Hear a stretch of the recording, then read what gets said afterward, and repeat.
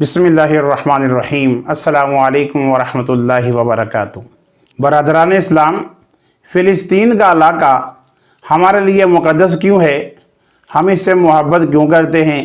آئیے آج کی اس مختصر سی ویڈیو میں ہم اس کا جائزہ لیتے ہیں۔ اگر ہم تاریخ انسانی کا مشاہدہ کریں تو ہمیں یہ بات معلوم ہوتی ہے کہ حضرت ابراہیم علیہ السلام اپنی قوم کے مظالم سے بچ کر ہجرت کر کے جس جگہ تشریف لے گئے، یہ وہی علاقہ ہے فلسطین کا علاقہ۔ فلسطین بے شمار انبیاء کرام کا مسکن ہے، یعنی کہ انبیاء کی سرزمین ہے۔ جب اللہ تعالیٰ نے حضرت لوط علیہ السلام کی قوم پر عذاب نازل فرمایا تو اسی مقام پر اللہ تعالیٰ نے حضرت لوط کی قوم کو عذاب سے نجات دی۔ حضرت داؤد علیہ السلام نے بھی اسی سرزمین کو اپنا مسکن بنایا اور یہی ان کا محراب بھی تعمیر کیا گیا۔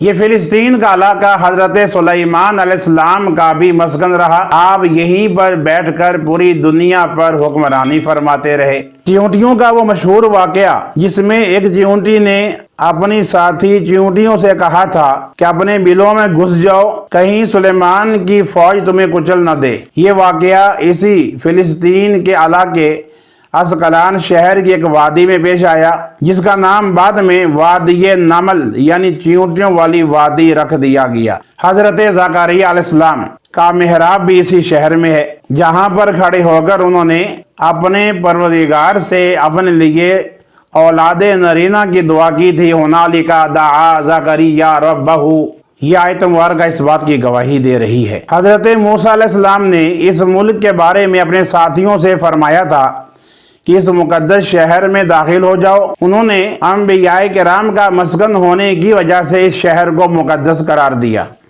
اس مقدس شہر میں کئی معجزات بھی وقوع پذیر ہوئے۔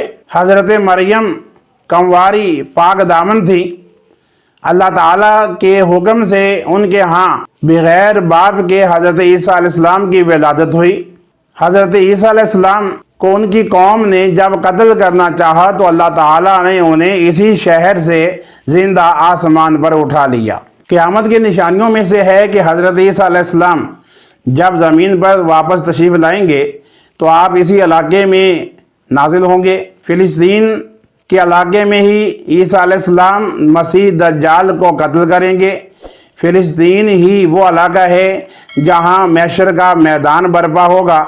اسی شہر سے یاجوج ماجوج کا اخراج ہوگا جو زمین میں قتال اور فساد کا کام شروع کریں گے۔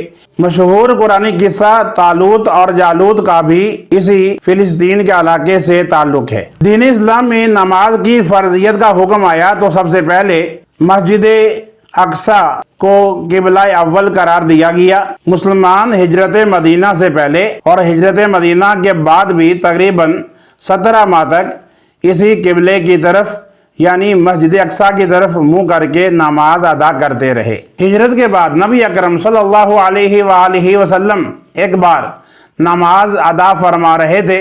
ظہر کی نماز ہے، فرض ادا فرما رہے ہیں، 2 رکعت ادا کر لی ہیں، 2 رہتی ہیں۔ اتنے میں رسول اکرم صلی اللہ علیہ وسلم کے دل میں یہ خیال آتا ہے کہ کاش ہمارا قبلہ جو خانہ کعبہ بیت اللہ حرم پاک مکہ میں ہے، کاش وہ ہوتا۔ بار بار آپ کا چہرہ مبارکہ آسمان کی طرف اٹھ جاتا ہے۔ اتنے میں جبرائیل وحی لے کے نازل ہو جاتے ہیں اور رب تعالیٰ ارشاد فرماتا ہے قَدْ نَرَى تَقَلُّبَ وَجْهِكَ فِي السَّمَاءِ فَلَنُوَلِّيَنَّكَ قِبْلَةً تَرْضَاهَا، یعنی اے نبی، آسمان کی طرف آپ کا چہرہ اٹھانا ہم نے دیکھ لیا ہے، آپ اسی قبلے کی طرف منہ کر لیں جدھر آپ کی مرضی ہے۔ چنانچہ اسی وقت رسول اکرم صلی اللہ علیہ وآلہ وسلم نے مکہ مکرمہ کی طرف رخ کر لیا اور بقیہ 2 رکعت ادھر منہ کر کے نماز ادا فرمائی۔ یہ بات یاد رکھیے کہ مدینہ پاک میں مکہ مکرمہ جنوب کی جانب ہے اور بیت المقدس یعنی فلسطین شمال کی جانب ہے، یعنی آپ بالکل اپوزٹ دوسری سمت میں بقیہ 2 رکعتیں نماز ادا کرنے لگے۔ جو صحابہ کرام آپ کے ساتھ با جماعت نماز ادا کر رہے تھے وہ بھی اسی طرح آپ کے پیچھے نماز کے دوران ہی آگے اس جگہ پر مسجد بنا دی گئی ہے جس کو مسجد قبلتین یعنی 2 قبلوں والی مسجد کہا جاتا ہے۔ امام الانبیاء ہمارے پیارے آقا مدینے والے مصطفیٰ صلی اللہ تعالی علیہ وآلہ وسلم کو جب اللہ تعالیٰ نے معراج کا تحفہ عطا فرمایا تو آپ مسجد حرام مکہ مکرمہ سے مسجد اقصی بیت المقدس یعنی فلسطین کی طرف تشریف لے گئے۔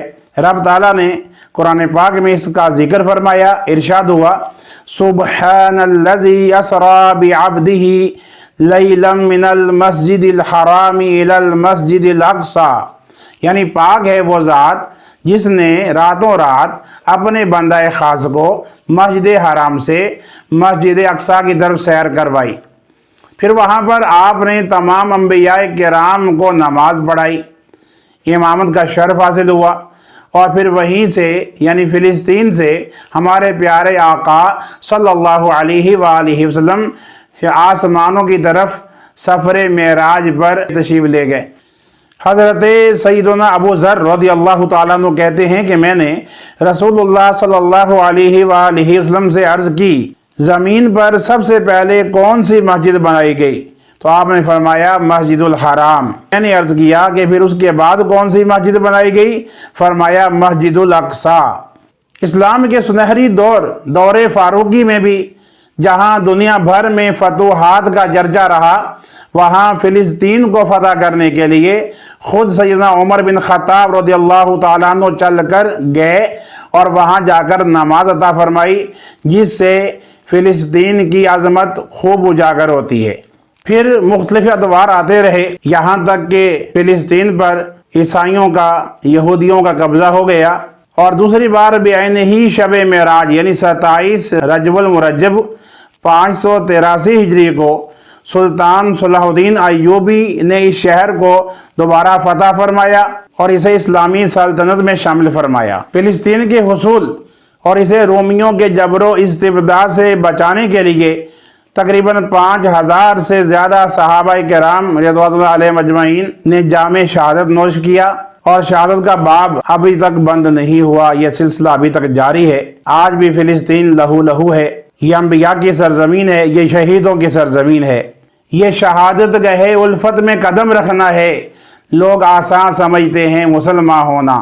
ناظرین گرامی، سرزمین فلسطین ہم مسلمانان عالم کے لیے مقدس و محترم ہے۔ اللہ تعالی ہمیں فلسطین سے محبت کرنے اور فلسطینیوں کے لیے ہر ممکن امداد فراہم کرنے کی توفیق عطا فرمائے، آمین۔